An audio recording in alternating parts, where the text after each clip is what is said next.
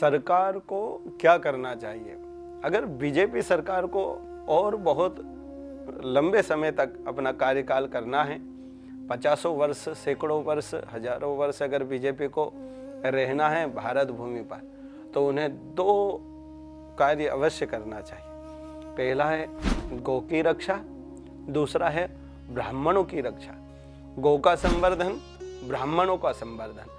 जो इन 2 से जुड़कर रहेगा वो इस पृथ्वी पर राज्य करेगा, और जो इन दोनों से कट कर रहेगा, इनके बारे में नहीं सोचेगा, वो इस पृथ्वी पर राज नहीं कर सकता। वो इस पृथ्वी पर, भारत भूमि पर, क्योंकि देवता भी भगवान राम ने अवतार लिया, भगवान कृष्ण ने अवतार लिया। भगवान कृष्ण ने गौ की सेवा करी, ब्राह्मणों की सेवा की, ऋषियों की सेवा की। भगवान राम का अवतार हुआ, भगवान राम ने गौ की सेवा की, ब्राह्मणों की सेवा की।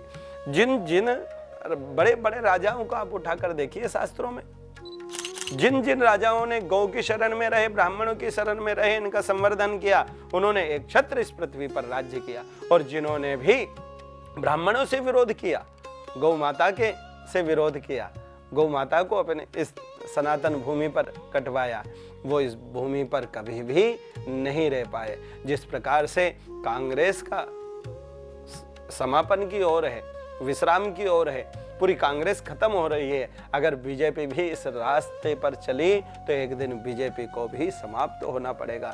इसलिए भारतीय जनता पार्टी भी ध्यान रखे, ब्राह्मणों का और गौ माता का संवर्धन करें, इनकी सेवा करें और इनका उत्थान करने के लिए मार्ग खोजती रहे।